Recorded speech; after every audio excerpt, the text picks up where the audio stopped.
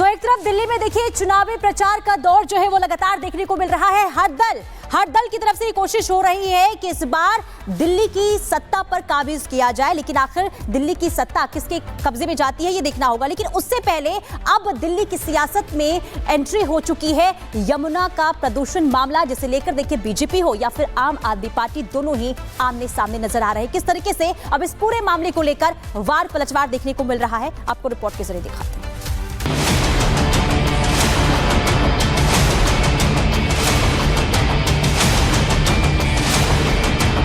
देश की राजधानी दिल्ली में विधानसभा चुनाव का प्रचार अपने चरम पर है, जिसमें सभी पार्टियां पूरी ताकत लगा रही हैं। जहां बड़े बड़े चुनावी वादों की भरमार है, तो वहीं एक दूसरे पर वार पलटवार भी जोरदार देखने को मिल रहा है। इस बीच राजधानी के रण में यमुना की सफाई बड़ा मुद्दा बन गया है, जिस पर बीजेपी लगातार आक्रामक है। तो वहीं यमुना को लेकर आम आदमी पार्टी ने बीजेपी पर गंभीर आरोप लगाते हुए पानी को जहरीला बनाने का दावा कर दिया है, जिस पर सियासत गरमा गई है। दिल्ली में चुनावी रण वार पलटवार भीषण। यमुना सफाई का मुद्दा, पानी में जहर पर बखेड़ा।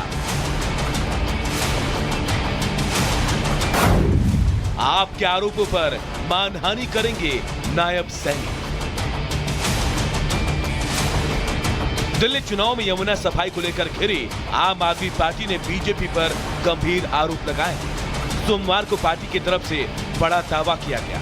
पड़ोसी राज्य हरियाणा से यमुना के पानी को जहरीला बनाया गया है।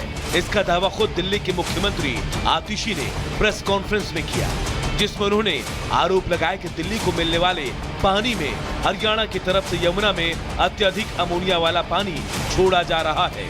सीएम आतिशी के दावे पर अरविंद केजरीवाल ने बीजेपी पर दिल्ली के जल आपूर्ति में जहर मिलाने का आरोप लगाया।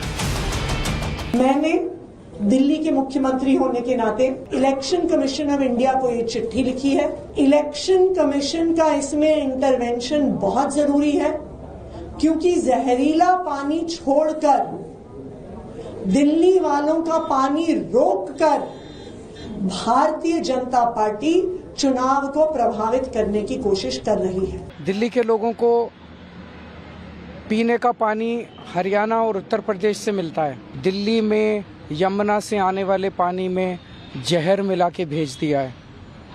ये तो हमारे भलाव हमारे दिल्ली जल बोर्ड के इंजीनियर्स का कि उन्होंने पकड़ लिया। ये एक मास जेनोसाइड हो जाता दिल्ली के अंदर अगर ये पानी जो भारतीय जनता पार्टी की हरियाणा सरकार ने दिल्ली में भेजा है, इसके अंदर उन्होंने ऐसा जहर मिला के भेजा है जिसका दिल्ली में जो वाटर ट्रीटमेंट प्लांट्स हैं उसमें भी उसकी सफाई नहीं हो सकती।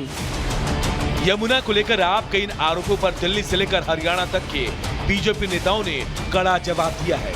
हरियाणा के मुख्यमंत्री नायब सिंह सैनी ने कहा कि आरोप लगाकर भाग जाना केजरीवाल की आदत है, जिन्हें दिल्ली की जनता सत्ता से बाहर करने वाली है। नायब सैनी ने अरविंद केजरीवाल के खिलाफ मानहानि का केस करने की तैयारी कर ली है। साथ ही पार्टी के वरिष्ठ नेताओं का प्रतिनिधिमंडल चुनाव आयोग से शिकायत कर सकता है। केजरीवाल दिल्ली के लिए आपदा बन चुके हैं और विधानसभा चुनाव में दिल्ली वासियों के आशीर्वाद से भाजपा दिल्ली को इस आपदा से मुक्ति दिलाने जा रही है। इस सरासर झूठे और घटिया बयान के लिए वो हरियाणा और दिल्ली की जनता से तुरंत माफी मांगे, वरना हम उसके खिलाफ मानहानि का दावा करेंगे। वही यमुना के पानी को लेकर आम आदमी पार्टी के आरोपों पर चुनाव आयोग ने हरियाणा सरकार से जवाब मांगा है।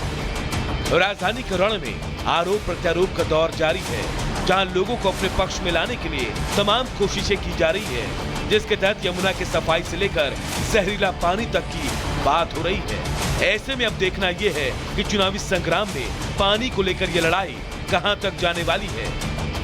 Bureau report, Republic Bharat. आगे बढ़ते हैं, बात करते हैं उत्तर प्रदेश के बागपत में मची भगदड़ की, क्योंकि यहाँ पर एक धार्मिक कार्यक्रम का आयोजन किया गया जिसमें लकड़ी का पैड गिरा। दरअसल मंच टूट गया और मंच टूटने की वजह से बड़ा हादसा हुआ। हादसे में 7 लोगों की मौत हो चुकी है। बड़ी खबर आपको बता रहे हैं, मरने वालों की संख्या बढ़ गई है। 7 लोगों की मौत की खबर सामने आई है। मंच टूटने की वजह से यह हादसा हुआ है। 40 लोग इसमें घायल हो गए हैं। यह लापरवाही का नतीजा था या वाकई में कोई दुर्घटना अचानक से यहां पर हुई, ये सब जांच का विषय है और इस पूरे मामले में जांच पड़ताल की जा रही है। बागपत में हादसा हुआ है, मंच गिरने की वजह से भगदड़ मची, और जब भगदड़ मची तो तस्वीर जरा देखिए, लोगों ने एम्बुलेंस का भी वेट नहीं किया।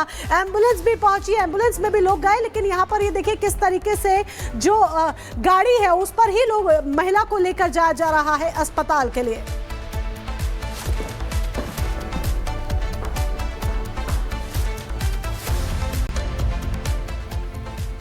तो बागपत के बड़ौद शहर में यह हादसा हुआ है और जो हादसे की तस्वीर सामने आ रही है वो भयावह है, क्योंकि धार्मिक आयोजन वहां पर हो रहा था और अचानक से मंच के गिरने की वजह से 7 लोगों की जान जाने की अब खबर सामने आ रही है, जबकि 50 से ज्यादा लोग घायल हो गए हैं और सभी को अस्पताल में भर्ती कराया गया, लेकिन स्थिति काफी गंभीर बनी हुई है। लेकिन सवाल ये कि आखिर हादसा कैसे हुआ, इस हादसे के पीछे जिम्मेदार कौन? रिपोर्ट देखिए।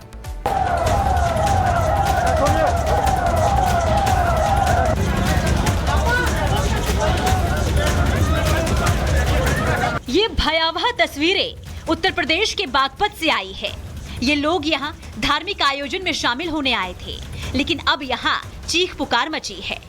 दरअसल बागपत के बड़ौत में भगवान आदिनाथ के लड्डू निर्वाण दिवस का आयोजन किया जा रहा था। इस आयोजन में बड़ी संख्या में आस्था का समंदर समेटे श्रद्धालु पहुंचे थे। हर कोई मंच पर पहुंचकर अपनी श्रद्धा भावना अर्पित करने की चाहत में था कि तभी अचानक भगदड़ मच गई और सजा धजा मंच धड़ाम से नीचे गिर गया। मंच टूटने से कई श्रद्धालु चपेट में आ गए। मौके पर चीख पुकार शुरू हो गई। बताया जा रहा है कि मंच के नीचे दबने से करीब 50 श्रद्धालु घायल हो गए हैं, जिनमें से कुछ की हालत गंभीर बनी है। आनन फानन में मौके पर मौजूद लोगों को जो बन पड़ा उन्होंने वो किया, घायलों को अस्पताल पहुंचाया। जब तक एम्बुलेंस मौके पर पहुंचती, लोग रिक्शे पर लेटाकर ही घायलों को अस्पताल लेकर पहुंचे। आज जैन समाज का एक कार्यक्रम था बड़ौत में सीपीएल स्कूल में, जो पिछले 30 सालों से हर साल होता है।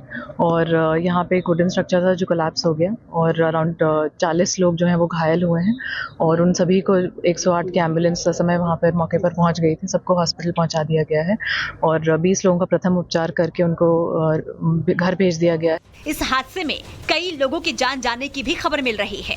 बड़ौत के गांधी रोड पर मौजूद पंडुशिला पर निर्वाण महोत्सव का आयोजन हो रहा था, जिसके लिए 65 फीट ऊंचा मंच तैयार किया गया था। मान स्तंभ में विराजमान प्रतिमा जी का अभिषेक करने के लिए अस्थायी सीढ़ियां भी लगाई गई थी। अभिषेक करने की होड़ में ये सीढ़ियां ही टूट गई, जिससे पूरा मंच धड़ाधड़ गिर गया। जहां कुछ घंटों पहले धार्मिक और आस्था से ओतप्रोत माहौल था, अब लोग बदहवास हैं। परिसर में सन्नाटा पसरा है। मौके पर राहत और बचाव का काम जारी है। वहीं स्थानीय पुलिस और प्रशासन की टीम मामले की जांच में जुटी हुई है। Bureau report, Republic Bharat. Jatin हमारे सहयोगी हमारे साथ जुड़ चुके हैं। जतिन, इस वक्त वहां पर किस तरह की स्थिति है, मौजूदा स्थिति क्या है वो भी बताइए और जांच कहां तक पहुंची? जी बिल्कुल, देखिए जो बागपत के एसपी और डीएम है वो दोनों ही यहाँ पर पहुंचे हैं। उन्होंने इस पूरे